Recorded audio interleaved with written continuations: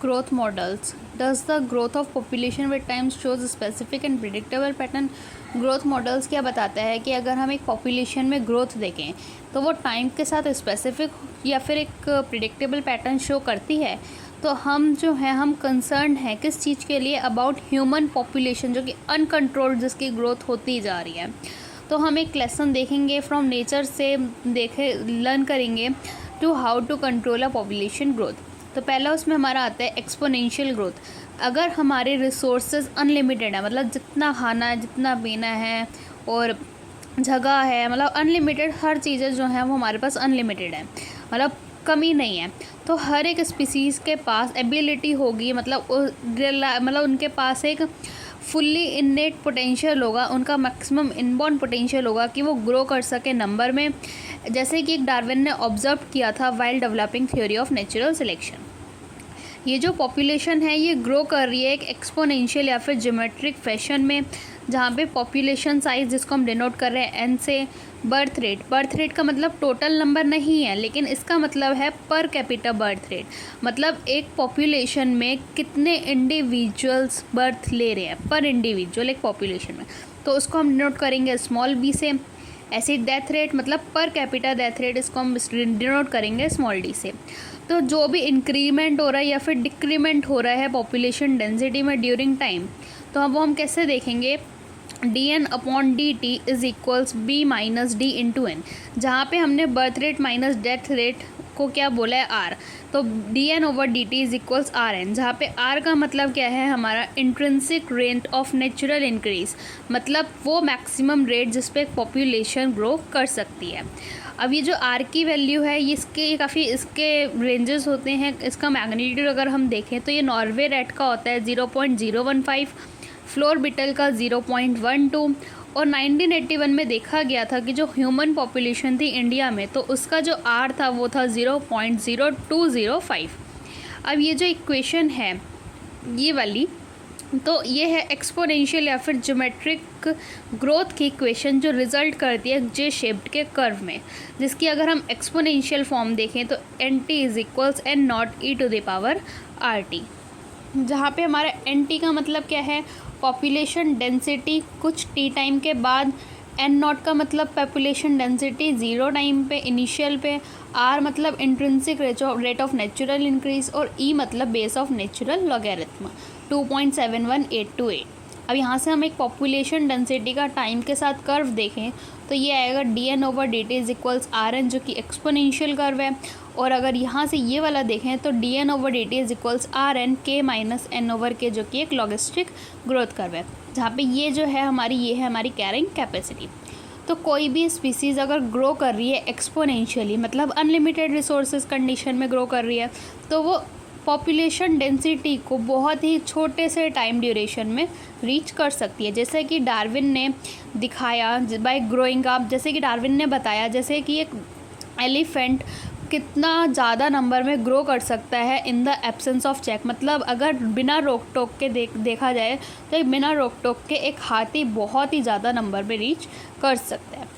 जैसे कि अगर हम देखें थिंक ऑफ अ पैरामीशियम, अब अगर हम एक इंडिविजुअल है पैरामीशियम का, तो बाइनरी फिजन हुई, पैरामीशियम में बाइनरी फिजन हुई, जिससे कि क्या हुआ, उसका नंबर डबल होता गया, हर रोज़ उसका नंबर डबल होता जा रहा है, 1 से 2, 2 से 4, 4 से 8, ऐसे ही होता जा रहा है। तो इमेजिन करो एक बॉगलिंग पॉपुलेशन साइज, मतलब इतना बड़ा पॉपुलेशन साइज सिर्फ 64 डेज़ में वो बन जाएगा, अगर हमारे पास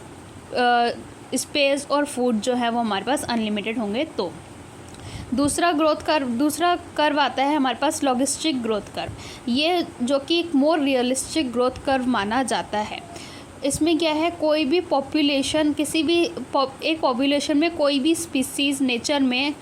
है सिर्फ अनलिमिटेड रिसोर्सेज, मतलब एक पॉपुलेशन में देखा जाए तो हर एक स्पीसीज़ के पास नेचर में उसके पास एक अनलिमिटेड रिसोर्स होता है,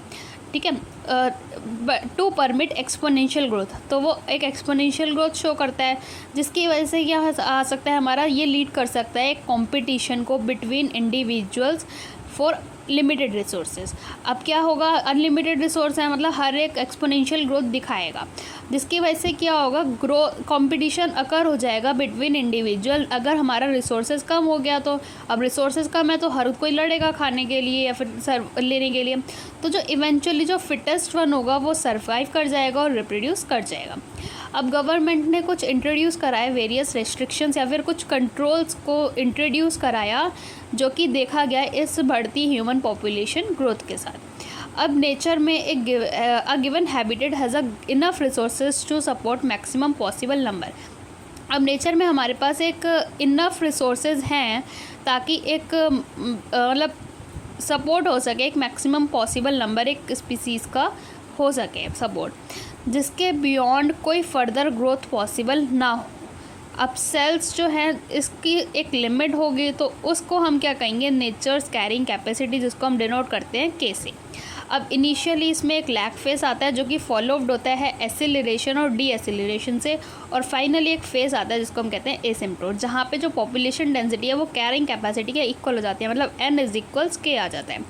जिसकी वजह से रिजल्ट होता है एक सिग्मॉइड कर्व में। अब ये जो पॉपुलेशन ग्रोथ कर्व है ये वाला लॉगिस्टिक वाला, इसको हम वर्लहुस्ट पियर लॉगिस्टिक ग्रोथ कर्व भी कहते हैं, जहाँ पे इक्वेशन देखी जाए तो dn/dt = rnk - n/k। तो जैसे हमने ग्राफ देखा था इसका, ये वाला इसका ग्राफ है, ठीक है। यहाँ पे n का मतलब क्या है, पॉपुलेशन डेंसिटी किसी d टाइम पे, r मतलब intrinsic rate of natural increase, k मतलब कैरिंग कैपेसिटी। अब सिंस अब देखा जाए कि जो हमारे पास यहाँ पे जो रिसोर्सेज हैं लॉजिस्टिक ग्रोथ के लिए, जो हमारे पास रिसोर्सेज हैं वो हमारे लिमिटेड हैं, तो कई सारे एनिमल पॉपुलेशन के लिए मतलब हमारे रिसोर्सेज क्या है, लिमिटिंग है, फाइनाइट है, तो ये धीरे धीरे क्या होते जाएंगे, कम होते जाएंगे, और धीरे धीरे क्या होगा, मतलब धीरे धीरे कम होते गए, जिससे कि क्या हुआ, एक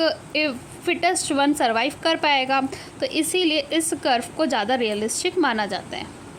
लाइफ हिस्ट्री वेरिएशन क्या बताता है, जो हमारा पॉपुलेशन है वो इवॉल्व हुआ है due to maximize their reproductive fitness, जिसको हम डार्विनियन फिटनेस भी कहते हैं, जिसकी बहुत ही हाई आर वैल्यू होती है। अब एक हैबिटेट में जहाँ पे वो रह रहे हैं, कुछ ऑर्गेनिजम्स ब्रीड करते हैं once in the life time, पूरी लाइफ टाइम के दौरान वो एक ही बार ब्रीड करते हैं, जैसे पैसिफिक सैल्मन फिश और बैम्बू। और कई स्पीसीज़ हैं जो ब्रीड करते हैं काफ़ी टाइम्स, कई बार ब्रीड करते हैं ड्यूरिंग देयर लाइफ टाइम, जैसे कि मोस्टली बर्ड्स और मैमल्स। कुछ क्या होते हैं, कुछ प्रोड्यूस करते हैं large number of small sized offsprings, मतलब बहुत ही ज़्यादा मात्रा में छोटे छोटे ऑफस्प्रिंग को प्रोड्यूस करते हैं, वो होते हैं ऑयस्टर्स और पेलाजिक फिश। और कुछ होते हैं जो कि छोटे से नंबर में, मतलब छोटे से नंबर में लेकिन बड़े साइज़ का ऑफस्प्रिंग प्रोड्यूस करते हैं, वो होते हैं हमारे बर्ड्स और मैमल्स। अब इकोलॉजिस्ट ने ये सजेस्ट किया, जो लाइफ हिस्ट्री वेरिएशन है, लाइफ हिस्ट्री ट्रेट्स है किसी ऑर्गेनिज्म का, वो इवॉल्व हुआ है इन रिलेशन टू लिमिटेशन या कॉन्स्ट्रेंट, जो कि इम्पोज हुआ है बायोटिक या फिर एबायोटिक कंपोनेंट से एक हैबिट में, जहाँ पे वो रह रहे हैं उस जगह का। और जो evolution of life history trait in different species, जो कि कंडक्टेड किया गया है आज के इकोलॉजिस्ट के द्वारा।